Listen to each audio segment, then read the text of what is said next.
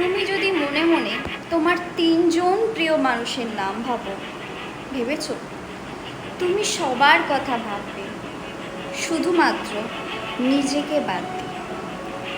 এত দিন ধরে তুমি এটাই করে এসেছো, যেই কারণে সবাই তোমাকে অপমান করে চলেছে কিংবা প্রায়োরিটি কম দেখিয়েছে। তুমি চাইছো প্রায়োরিটি, চাইছো রেসপেক্ট, কোনোটাই পাচ্ছ না, কারণ তুমি নিজেকেই ভালোবাসো। আজকে কথা হবে এই ভিডিওতে সেলফ লাভ কী করে প্র্যাকটিস করা যাবে। তুমি নিজে যতক্ষণ না হ্যাপি থাকছো, সত্যি বলতে তুমি কাউকে হ্যাপি রাখতে পারবে না। কারণ আমাদের মনে হতে পারে যে আমরা অন্যকে ভালো রাখার জন্য অনেক কিছু করি, কিন্তু সত্যি বলতে কিছুই হয় না, কারণ নিজেকে যে ভালোবাসাটা হয় না। নাম্বার 1, সবার প্রথমে যেটা তোমাকে করতে হবে, পিপল প্লেজার হওয়া বন্ধ করে দাও। অন্যকে এন্টারটেইন করার আগে নিজের আনন্দটা দেখো, তোমার কি সেটাতে ভালো লাগছে? কেউ তোমাকে কিছু বলছে, তুমি সেটা তোমার ইচ্ছে না থাকা সত্ত্বেও শুনে নিচ্ছ। কেউ তোমাকে বলছে আজ এখানে যাবি, তোমার ডেলি রুটিন যেটা থাকে সেটাকে বন্ধ করে দিয়ে তুমি সেখানে চলে যাচ্ছ। এতে কি হলো? নিজের কাজটা বন্ধ হলো, এতে তুমি নিজের আত্মবিশ্বাসটাকে হারালে। এটা করলে চলবে না।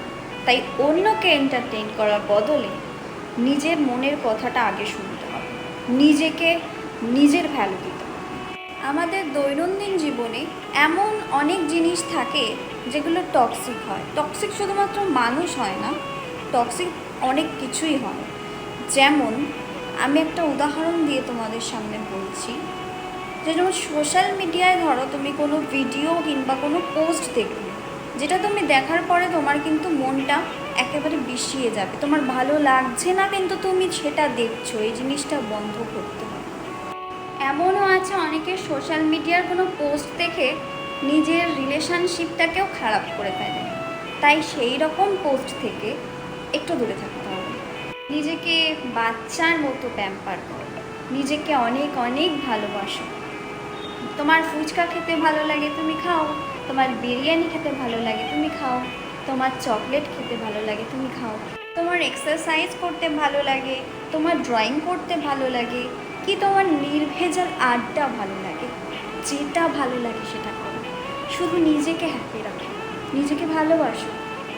বিশেষ করে আমাদের মেয়েদের যখন মন খারাপ হয় কিংবা মুড সুইং হয়, যেটাকে আমরা বলে থাকি, সেই সময়টা আমরা খাওয়া দাওয়াটা ঠিক করে হয়তো করি না, ঘুমটা হয়তো ঠিক করে হয় না, স্কিন কেয়ার হয় না, হেলথ কেয়ার হয় না।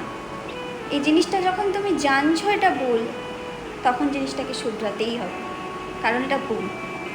রুটিন করে স্কিন কেয়ার, হেলথ কেয়ার, নিজের কেয়ার, মনের কেয়ার অবশ্যই করতে হবে। এই জিনিসগুলো অবশ্যই করতে হবে।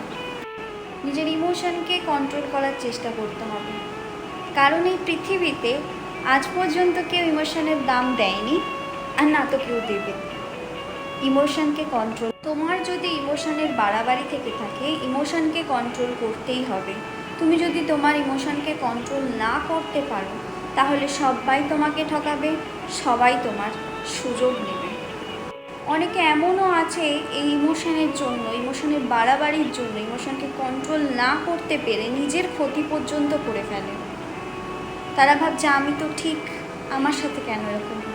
তুমি তো অন্যায়টা হতে দিচ্ছ। নিজেকে খুশি রাখার জন্য, নিজের আত্মবিশ্বাসকে বাড়ানোর জন্য তুমি সেলফ টক করতে পারো, এটা কিন্তু খুব ভালো। এবং নিজেকে অলওয়েজ কিং অর কুইন ভাবো, এইভাবে নিজেকে ট্রিট করো। তুমি যখন এটা করতে পারবে, এই প্র্যাকটিসগুলো যখন করতে পারবে, তোমাকে সবাই সরি বলবে। যারা তোমাকে ছেড়ে গেছে, যারা তোমাকে কষ্ট দিয়েছে, যারা তোমাকে অপমান করেছে, তারা প্রত্যেকে ফেরত আসবে। তো বন্ধুরা, ভিডিওটি আজকে এই অবধি ছিল।